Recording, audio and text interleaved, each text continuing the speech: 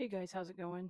So, Frankenstein 2025, Guillermo Del Toro's new adaptation that just came out on Netflix, and it is a horror sci-fi with a 86% on Rotten Tomatoes.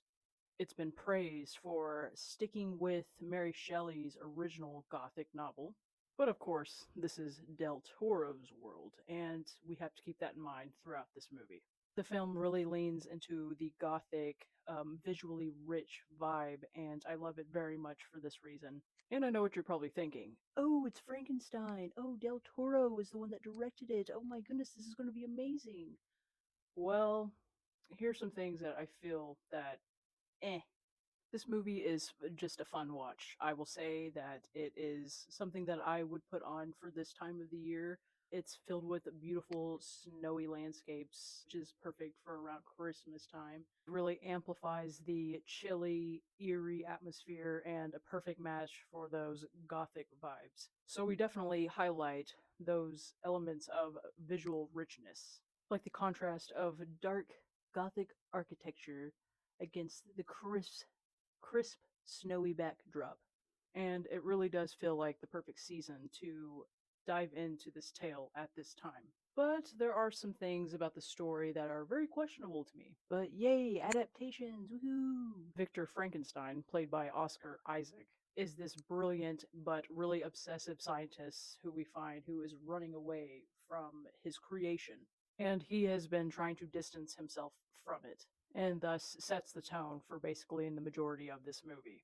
So, as most people know from the original Frankenstein, Victor is trying to reanimate life as we know it. He basically stitches a bunch of body parts together that he has found from wars and uses Stormy and an electric knight to bring this creature to life. With a bit of some trouble along the way, he succeeds in giving this creature a heartbeat.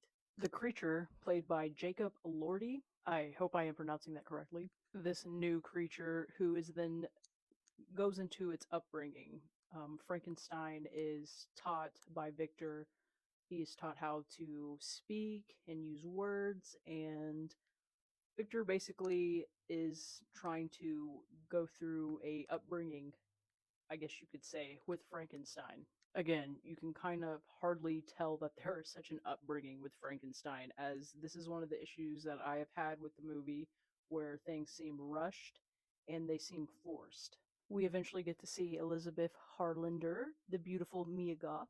She is the soon to be wife of Victor's younger brother, who is a very deeply compassionate and intelligent figure who actually becomes the moral heart and emotion throughout the story. She is one of the few characters that actually shows empathy towards the creature and really sets her apart from everyone else.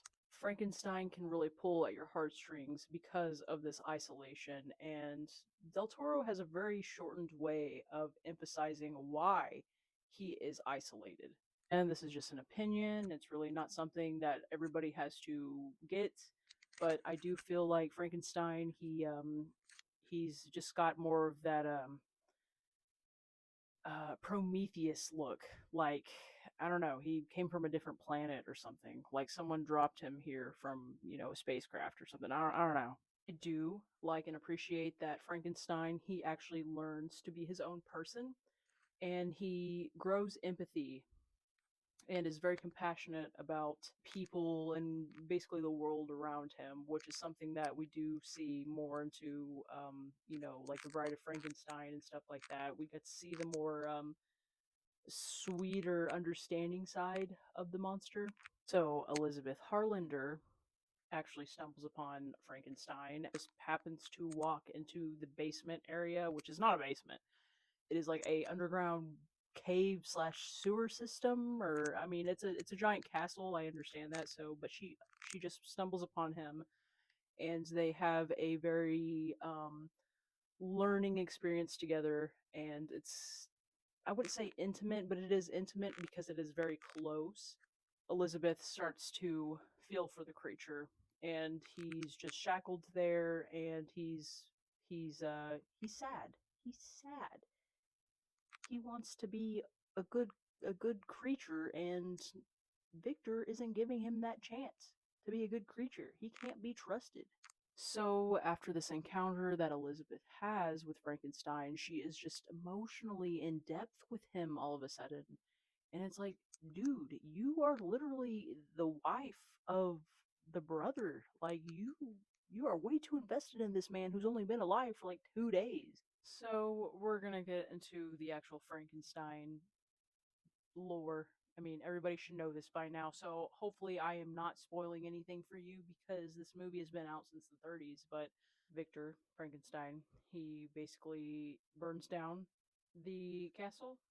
And one thing about Del Toro's version about Victor is he is this grief stricken scientist whose emotional fragility and guilt dominate his choices. Where Mary Shelley's version of Victor Frankenstein is more arrogant and ambitious and is driven by intellectual hubris. Shelley's Victor is the archetype of an arrogant scientist that is undone by ambition, where Del Toro's Victor is more of an emotionally broken figure, defined by grief and guilt, making him less of a cautionary Prometheus and more of a tragic anti-hero. So basically Frankenstein is left to die in the fire, but of course him being Frankenstein, he has like superhuman strength, right? Like he can just break through that shit,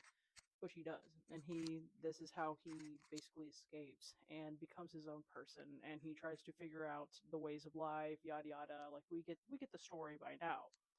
He is not controlled by his creator anymore. And Elizabeth, I love Mega. She did great. But I will say, I thought it was strange how she's the fiance of the brother of Victor, and she is the more highlighted character between the two. It's almost like his brother was just super overlooked. And you start to see why she's an important character as the story goes along. But it's just like, okay. I mean, like I said, she's the bride of another man, and we do get to see more of her going into her wedding, and more stuff happens in the story, and I'm not gonna go into it, but we start to see that they are this like um kindred souls or something. Yes, I do understand that she is supposed to be the highlight, the contrast from her and Victor. Victor is the one that is like the dark side, and she is the light side. I understand that. But like I said, it could have been a little bit better on that. I just feel like, I mean, yes, the movie is what we were given. It's kind of a short tale, which is how Frankenstein's tale is. It is pretty short, but we get more of a understanding of Frankenstein than we do in this one. So I could go on a little bit more about this movie, but I think you basically get the gist. I do like this movie a lot. I think it's beautiful. I'm a sucker for gothic stuff, especially during this time with all the landscapes. It's just visually appealing, and I think it's definitely worth a watch. It would be fun to watch no matter what.